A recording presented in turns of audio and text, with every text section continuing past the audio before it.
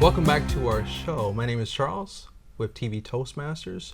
We invite you. And today on the show we have David Shambry. He's here to talk about civil rights and David and Goliath. David, welcome to the show. Or I should say, Uncle, welcome to the show. It's nice to have a family member here on the show with me. Thank you so much. My pleasure as well. Appreciate you having me. Yeah. Last time we saw each other was at the wedding.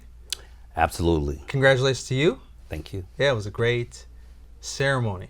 Let's say Thank that. you. Thank you. So really happy for you in this new chapter in your life. Amen. Good. Enjoyed it. For sure. So who is David Shambry? I want to hear your story, your life, and how'd you get to at least talking about civil rights, or at least being a force for civil rights? Well, actually, the story begins, I was born in Birmingham, Alabama in the 60s, and a lot of tumultuous events taking place, the civil rights movement being the main thing. We moved to Portland, Oregon in 1968, and we've been here ever since. Mm-hmm. And in that process, at that time, my family, we've experienced different events surrounding rights and civil rights in itself, personal rights. And my father, Henry Lee Shambry Sr., taught us a lot about respecting others and standing up for yourself and being counted. And your opinion matters and you matter. So that really was the platform for everything to follow. Good. Let's talk about Grandpa. So Henry Sr. My father. Let's like his background, at least how he got into civil rights, because I understand he walked, or I've heard that he walked with Martin Luther King, so we want to hear more about that. Well, as the it's not a story. Usually we say history. So I'll tell a story. My father marched with the late Dr. Reverend Martin Luther King Jr. in Birmingham, Alabama, and they collided in the kind of unusual manner. My dad just started going to meetings about civil rights and about the actual meetings that Dr. King was in town for. Then my father decided that he wanted to march after work. So he began to do that every day after work. Really? And so they began to teach him the fine points of being in a movement, a march, and the consequences of all their actions, which was very interesting, actually. Consequently, my father was in some famous photos, in the dog bite photos, and those photos went around the world. So yeah, it was a grave time, and he stood up and was counted. Great, because I think you were telling me before on the break about how that he took some nonviolence training. Yes. And how that if he were to at least be unrestrained or to lose self-control, it could probably interfere with the whole process, or anyone for that matter.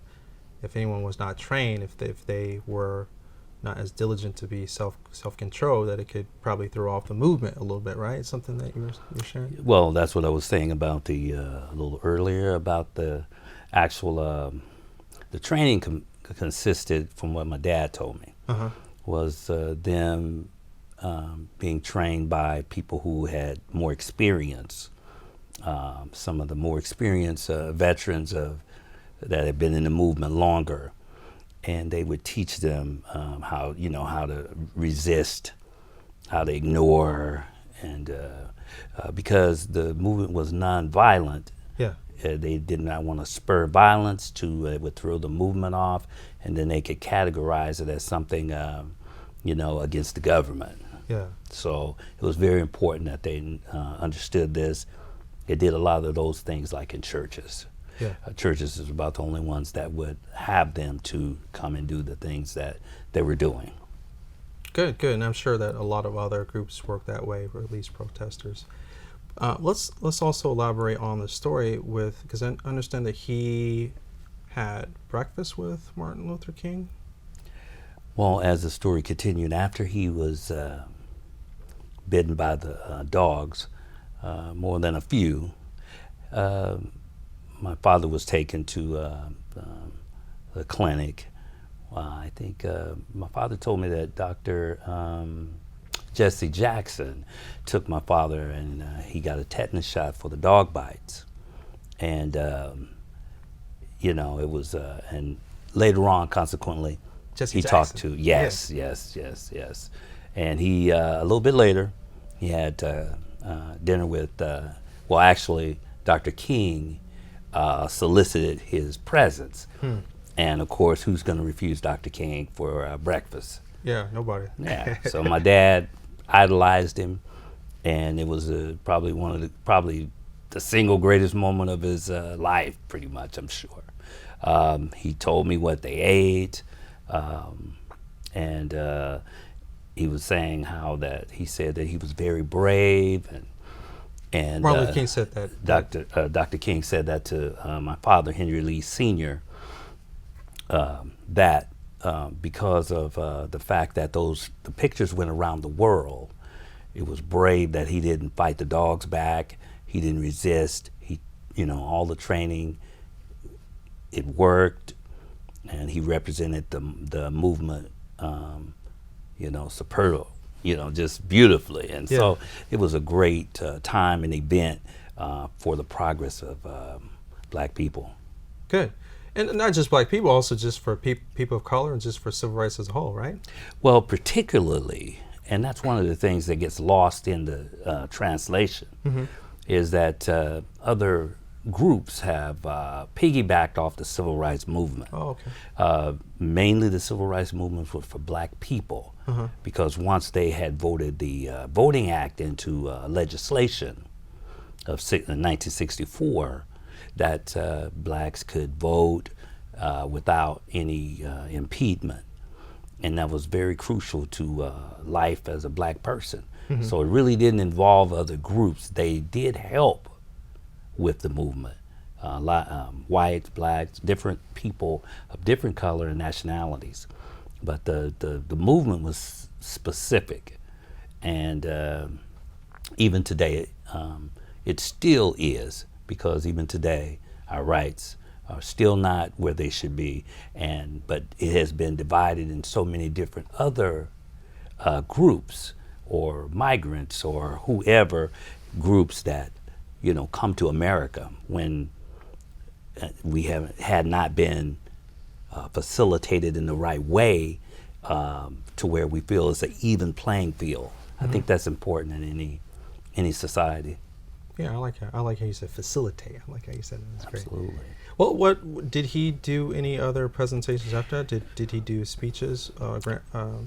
Senior, Henry Senior, Grandpa. Yes. Actually, we did. My dad was told his story, and throughout, and that's one of the things that he did. And actually, a small story where he shared his story with a small child, a friend of my dad's. It was his son, and he listened, and he went back and told his teachers at school about this man had marched with Dr. King.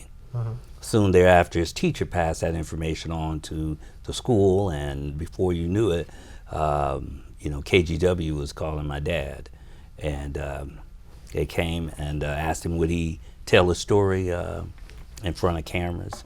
And so he went to Jefferson High School in Northeast Portland, and he told his story, and they loved it, and it was a great event for him because my dad, he was very personable, so he really enjoyed the fact that he was able to share with people what really happened, not something he heard, and without him help helping the movement, it probably couldn't have got that far. Great. Yeah. So all good stuff. We'll hear more when we come back from the break. We'll talk more about David and Goliath and civil rights in the life of David Shambry.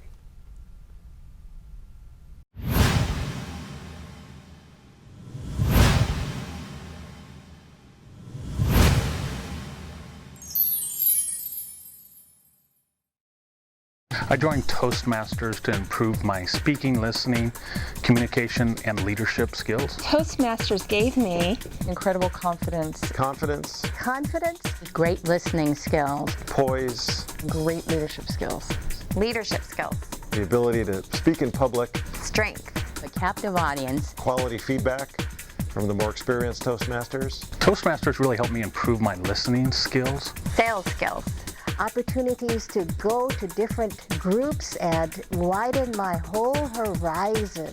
Toastmasters has given me a more focused me, and I'm a much better listener. Toastmasters is fulfilling. It's a great place to fail your way to success. Wonderful way to meet people, networking, strength. It's addictive. It's a club of self-improvement. It's an experience, it's a ride that you won't forget, and you'll enjoy it every step of the way.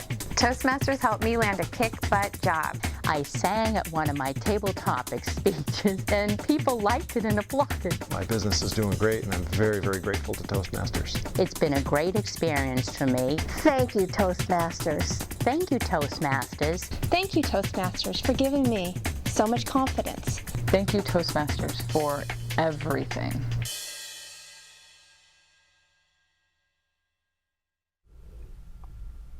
Welcome back to the show. Now we cover David Shambry's life. At least we'll cover David and Goliath, that story and what that is all about. David, let's go further with David and Goliath, what that name entails. Please explain. Well, David and Goliath is basically it's a phrase that, a biblical phrase, rendered from the scriptures, the Holy Scriptures, which is entailing the battle between the giant Goliath and little David. I don't think some of the things that I've experienced were of a great magnitude, but it only really takes one person to make a difference. Mm-hmm. And in my life, I tried to make a difference. It was not it wasn't so much a conscious effort as it was just a reactive effort. And I think that I think I did it as well as I could, to be honest with you. How the story goes, I have worked for a couple of Fortune 500 companies. During those times, the civil rights in itself was something that I stayed conscious of, because you have to know your rights in business as an employee, and it's important to read those handbooks, and it's also important to to stand up when you know or feel that you're right. There is a time to stand up and there's a time to listen. And being able to distinguish what time that is crucial. I made some moves laterally in the employment area, moving from different departments. As they would say, reading the handwriting on the wall. I was able to move without incident, to avoid, any more provocation from different entities that were negative. It's also important to have a good, positive attitude in the workplace, or any place for that matter. I agree. But I do think that when you are working for a Fortune 500, there is a lot at stake. I've had jobs where there were a lot of benefits and a lot of the job was very looked upon in a great way. There was 401k, So there are benefits involved. So quite naturally, a lot of scrutiny does occur. Sometimes people feel as though they have been done wrong or been intimidated and different things, and some of those things I experienced. And consequently, I fought back and I did the things that I thought were necessary in order to complete the task that I was there to do, which was to clock in and give a good day's work and clock out. But in the meantime, you have to deal with management and so forth. You have to be and you have to be a good person. I mean, so when you do stand up, they can't scrutinize you as much because you have a good work ethic. Mm-hmm. And those things were important too, the background of it. So those things I did. Matter of fact, I guess to the point of which other people would come to me and talk to me about, they admired my courage and how I would stand up and how I would represent myself. And I said, I'm only doing what I think I should do. And I'm only one man. And I feel like I'm right. So when you feel like you're right, then you have to do the things that would make that others to see that you are right. Mm-hmm. If you can do that, then you have a better opportunity to prove that you're right, in which I did on several occasions. So I had several. Well, you're saying people sought for your advice on certain Yes, issues. there were several people who seeked after my advice. I would talk with them after work and stuff like that, so it wouldn't interfere with the work. Uh-huh. And so that they could feel more comfortable looking at me as maybe a senior person, older than themselves. And so I did that. And I think that I had a positive effect on them. You were telling me there's you helped a lot of women. A lot of women. I did. Too, I did. With a equality lot of women in the workplace. Yes, women, as well as what I was saying a little bit earlier about how that, other groups of individuals who have come to America has piggybacked off the civil rights movement. Uh-huh. While women have been oppressed too, they as well kind of piggybacked off that. It galvanized a lot of groups, and women were one of those groups that were trying to seek their rights. Uh-huh. Consequently, they got more as a result of that, their efforts. And in this particular case, some of these women probably didn't have the authority maybe in their own country. And so, seeing as though I was from here, they thought I may know more about how to. People were telling them that, they thought that I was the person to talk to. And I was glad to be able to help them. Good. Yeah. So what are you doing right now? How are you helping those as it relates to civil rights? Do you have any goals right now? Do you have any other programs that you're working on? Kind of share light on what you're doing currently for civil rights. Well, the one thing about civil rights is it's not just a program, or we're not just working for the movement so much as we are, back then, but there's just as much work to be done now as it was then. With today's, in today's society, things seem to be actually going backwards. If you could look at life and say how much progress we've had. As I look at the landscape of this country, I can see that there needs to be another movement, but one that includes young people. Young people are the future of America, no matter what color you are. I think that when I had the opportunity to talk to people, they were younger than me. So I think, but there's a place for them and it's a place for us. Us being in a senior person in life, we have an obligation to share our knowledge and wisdom with them, that they can help make them and guide their life. and they can make better decisions about how they want to go forward, what can help them to achieve their goals as an employee, as an individual.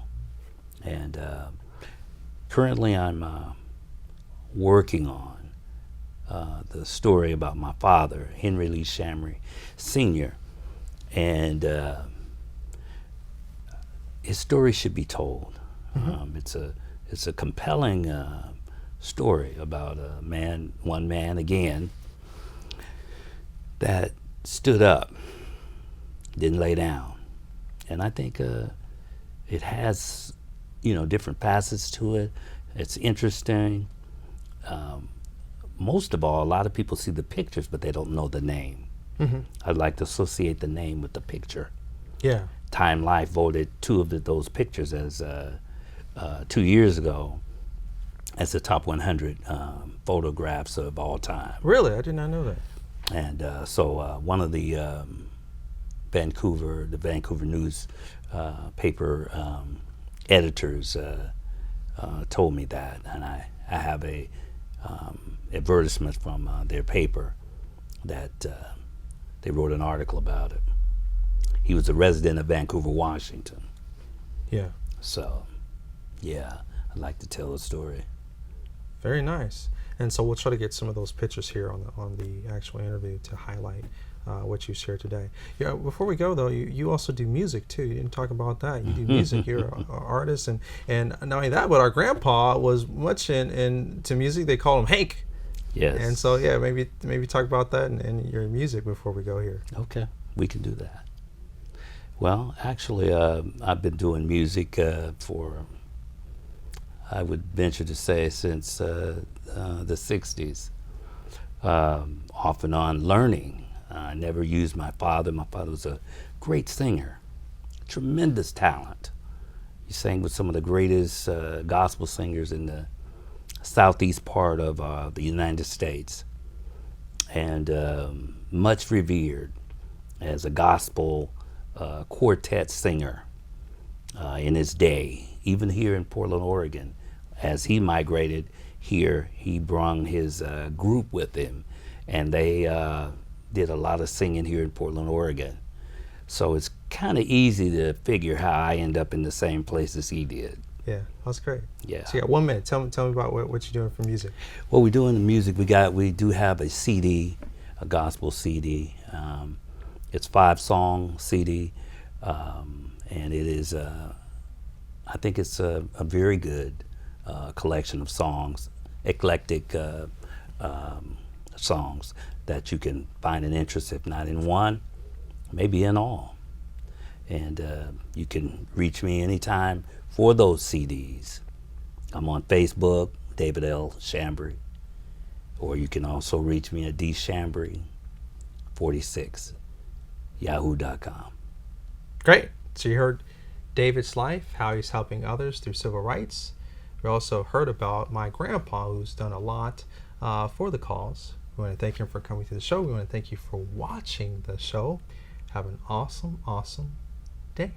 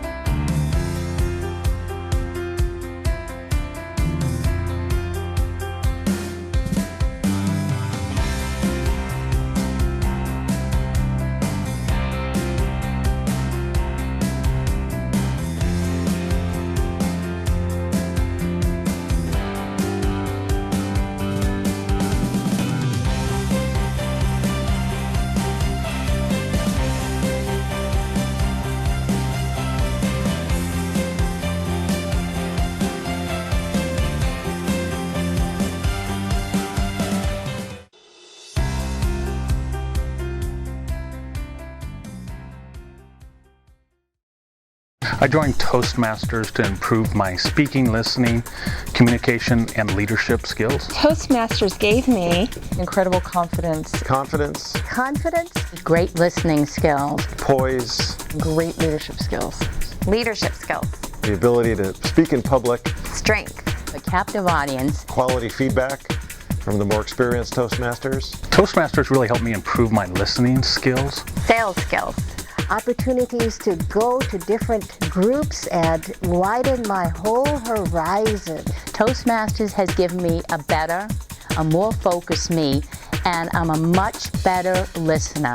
Toastmasters is fulfilling. It's a great place to fail your way to success. wonderful way to meet people. Networking, strength, It's addictive. It's a club of self-improvement. It's an experience, it's a ride that you won't forget, and you'll enjoy it every step of the way. Toastmasters helped me land a kick-butt job. I sang at one of my table topic speeches, and people liked it and applauded. My business is doing great, and I'm very, very grateful to Toastmasters. It's been a great experience for me. Thank you, Toastmasters. Thank you, Toastmasters. Thank you, Toastmasters, for giving me so much confidence. thank you Toastmasters for everything.